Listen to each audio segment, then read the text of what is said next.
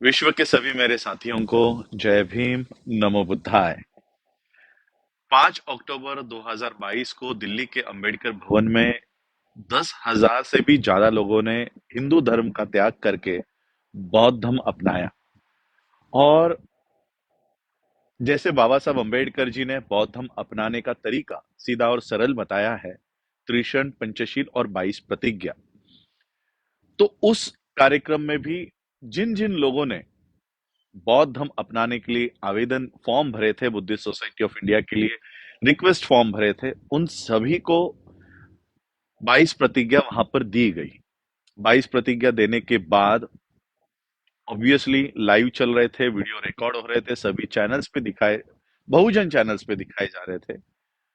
इससे व्यथित होकर तिवारी, मनीष तिवारी, ब्राह्मणों ने इसमें कई सारे इसको भारत में मुद्दा बना दिया। क्योंकि वो कार्यक्रम करके मैं सीधा ऑस्ट्रेलिया मेलबोर्न आ गया, क्योंकि मेरे सारे 2-3 महीने के प्रोग्राम्स सारे के सारे डिजाइन है। तो मैं यहाँ आया, यहाँ आने के बाद पता चला कि वहां के ब्राह्मणों को हमारे बौद्ध धर्म दीक्षा लेने पर आक्षेप है।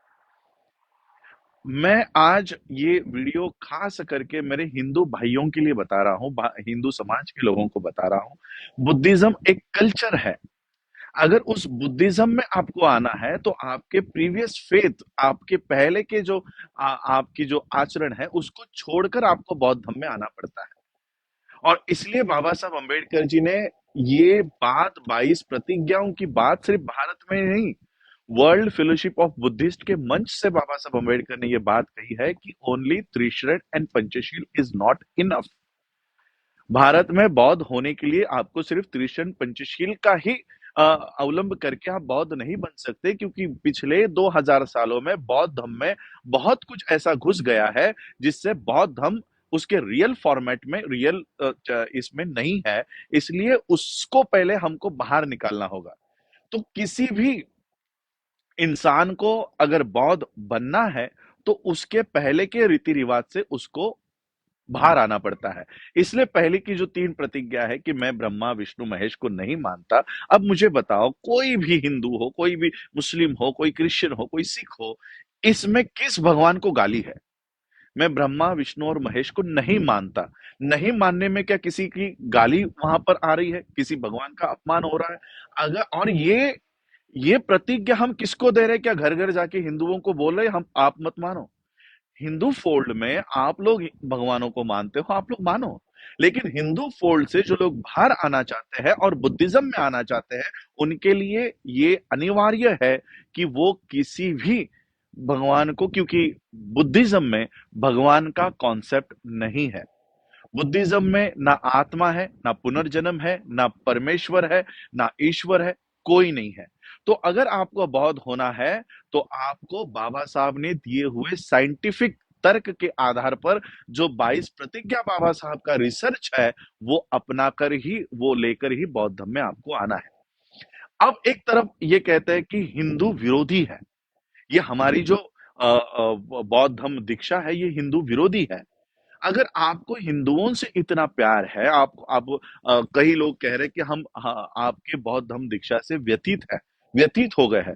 मैं कहना चाहता हूं कि आपके इस तरह से 22 प्रतिज्ञा के ऊपर इस तरह से कीचड़ उछालने पर हम बौद्ध आपके ऊपर व्यतीत है।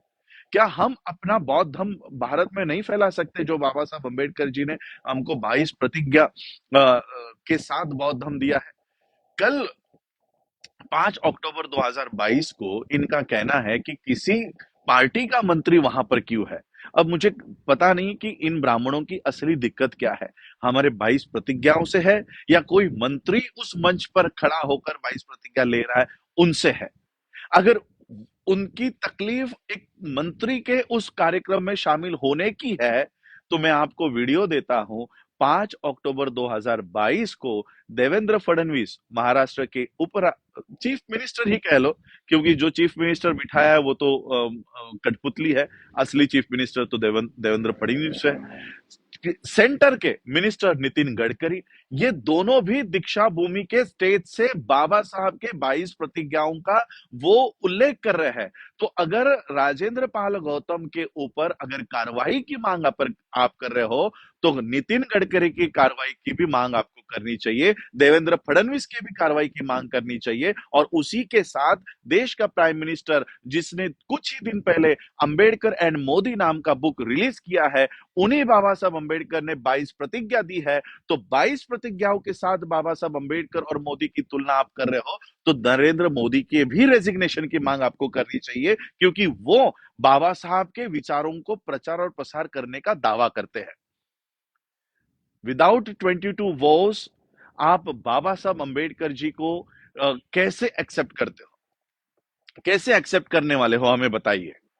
तो इसलिए बाबा साहब अंबेडकर जी के जीवन का अनिवार्य और एक अनडिविजिबल पार्ट 22 वोस है। बाबा साहब अंबेडकर जी के जीवन से आप 22 प्रतिज्ञाओं को नहीं हटा सकते, मिटा सकते, और बाबा साहब ने यही क्राइटेरिया बौद्ध होने के लिए दिया है। मैं कहना चाहता हूं कि जो एफआईआर आप राजेंद्र पाल गौतम जी के ऊपर करवा रहे हो, एक एफआईआर राजरत्न अंबेडकर के ऊपर करवाओ, और ये बताओ कि इसने बौद्ध धर्म की दीक्षा दी है और भारत में गुनाह किया है। तब जाकर हम आपको विश्व के स्तर पर पकड़ेंगे कि भारत में बौद्ध धर्म का प्रचार और प्रसार करने पर आप हमारे ऊपर एफआईआर करवाते हो। तो जो योगी है, जो मोदी है, जो भारत के बाहर जाकर बुद्धा का गुणगान करते हैं, भारत में अभिधम्मा दिवस बनाते हैं, वर्ल्ड के बुद्धिस्ट मॉन्क्स को बुलाते हैं, हम उनके सामने जाकर कहेंगे कि भारत में हमें बौद्ध धर्म की दीक्षा देने पर अरेस्ट करवाते हैं। किस मुंह से आप भारत के बाहर जाओगे? अब इस 18 तारीख को वर्ल्ड फेलोशिप ऑफ बुद्धिस्ट के कॉन्फ्रेंस में 128 देशों के बौद्धों के सामने में ये बात रखने जा रहा हूं कि आप लोग हमारे बौद्ध धर्म दीक्षा को होने नहीं दे रहे। सारे मीडिया का, मैं तो मोदी मीडिया का, गोदी मीडिया का आभार व्यक्त करना चाहता हूं। जो 22 प्रतिज्ञा हम लोग दिल्ली के मैदान पर ले रहे थे, आपने उसको देश और विदेशों में दिखाया, इसलिए गोदी मीडिया का बहुत बहुत आभार, बहुत बहुत आभार। और मैं शेड्यूल कास्ट के लोगों को कहना चाहता हूं, हमारे इंदर मेघवाल को मारा जाता है, पानी के घड़े को हाथ लगाने पर हम लोग 1 लाख की संख्या में राजस्थान में पहुंचते हैं। हमारे मनीषा वाल्मीकि की रेप करके हत्या हो जाती है, उसके शव को रात के अंधेरे में जलाया जाता है, हम 1 लाख के संख्या में हाथरस में पहुंचते हैं। कब तक आप लाखों के संख्या में यहाँ पर जाकर अपने ऊपर होने वाले अत्याचार की प्रतिक्रिया देते रहोगे? प्रतिक्रिया देना बंद करो, प्रतिक्रिया देना बंद करो। 1 लाख संगठन, 1 लाख नंबर में आप लोग वहां पहुंच रहे हो, उसको क्रिया में बदलो।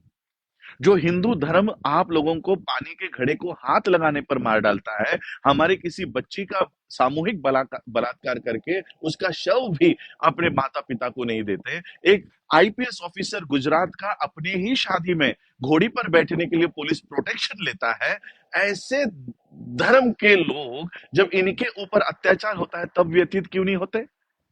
मनीष तिवारी ने कोई एफआईआर इंदर मेघवाल के टीचर के ऊपर क्यों नहीं किया? मनीष तिवारी ने कोई एफआईआर मनीषा वाल्मीकि के हत्यारों के ऊपर क्यों नहीं किया? हमारे बौद्ध धर्म अपनाने से आपको तकलीफ है, लेकिन हिंदुओं के साथ जो हिंदू धर्म में होता है उससे आप व्यथित नहीं होते हो। और इसलिए मैं आज ये वीडियो बनाकर इसलिए कह रहा हूं कि सिर्फ 10,000 लोगों ने जब क्रिया की है, बौद्ध धर्म अपनाने की क्रिया की है, बाबा साहब की 22 प्रतिज्ञाओं को एक्सेप्ट करने की क्रिया की है, तब ब्राह्मण प्रतिक्रिया दे रहा है। यही कुछ सालों पहले हम कर रहे थे। वो क्रिया करते थे, हम प्रतिक्रिया कर रहे थे। वो एक्शन कर रहे थे, हम रिएक्शन दे रहे थे। अब हमको एक्शन मोड में आ जाना चाहिए, हमें एक्शन करनी चाहिए। 10,000 लोगों की दिल्ली देश के राजधानी में जब दीक्षा हुई, बौद्ध धर्म उन्होंने अपनाया, पूरे देश ने ये देखा, तब मोहन भागवत के सुर अभी बदले बदले दिखाई दे रहे हैं। मोहन भागवत कहता है जाति प्रथा खत्म होनी चाहिए। मोहन भागवत कहता है कि ब्राह्मणों को अब शेड्यूल कास्ट के लोगों से माफी मांगनी चाहिए कि उन्होंने इन लोगों को इतना प्रताड़ित किया। देखिए 10,000 लोग इस देश में इकट्ठा हुए और उन्होंने क्रांति की, और उन्होंने जो धम्म दीक्षा ली, उस वजह से इतना बड़ा ऑर्गेनाइजेशन का सर संचालक तुम्हारे सामने घुटने टेक रहा है, तुम्हारे सामने माथा टेक रहा है। और ये ताकत आप लोगों को पहचाननी चाहिए। बाबा साहब अंबेडकर जी के मूवमेंट को इन लोगों ने इतने सालों तक दबाए रखा, इसलिए हमें पता नहीं चला कि बाबा साहब कितनी बड़ी ताकत हमें जाते जाते देकर गए हैं। मैं schedule caste, schedule tribe, OBC के लोगों को यही कहना चाहता हूं कि अगर अब भारत में अब सुरक्षित रह सकते हो तो बौद्ध धर्म के अलावा आपके पास पर्याय नहीं है, और वो बौद्ध धर्म जो 22 प्रतिज्ञाओं के साथ है। अब ये जो लोग कि इस तरह से बातें कह रहे हैं कि अभी ब्राह्मणों को इनसे माफी मांगनी चाहिए, ब्राह्मणों को अब जाति व्यवस्था खत्म करनी चाहिए। अब हमें समझ जाना चाहिए कि ये हमारे 22 प्रतिज्ञाओं से डरते हैं और बुद्ध के धम्म से डरते हैं। ये इनका पिन पॉइंट है। इसको अगर प्रेस करते हो तो ब्राह्मण मुंह खोलने को रेडी हो गया है, और वो आपके सामने नतमस्तक होने को तैयार हो गया है। और इसलिए मैं यही कहना चाहता हूं, जो काम 10,000 लोगों ने दिल्ली में किया है, ये काम लाखों की संख्या में देश के कोने कोने में होना चाहिए। और हर स्टेट में मुझे लगता है आज ही के दिन, आज इंडिया में शायद अर्ली मॉर्निंग होगा, 5 या 6 बजे होंगे, या ऑस्ट्रेलिया में दोपहर के 11-12 बजे है। आज लखनऊ में भी बौद्ध धर्म का दीक्षा का कार्यक्रम होने जा रहा है, जिसमें ओबीसी बड़े पैमाने पर बौद्ध धर्म की दीक्षा ले रहा है, और बनते सुमित रतन जी के माध्यम से ये हो रहा है।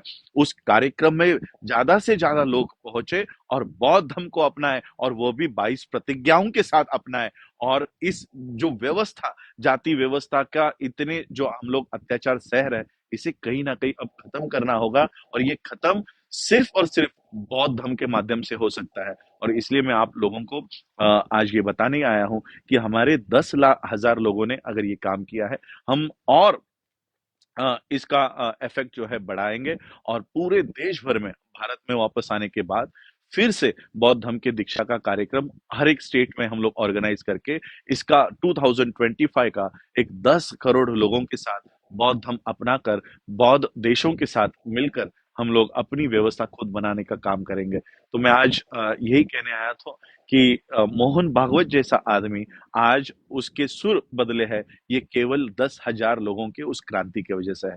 10,000 लोगों ने ये किया है। अब 10 लाख लोग और 10 करोड़ लोग धीरे धीरे यही काम को दोहराएंगे और अपनी खुद की व्यवस्था खड़ी करेंगे। जय भीम, जय भारत, जय बुद्ध।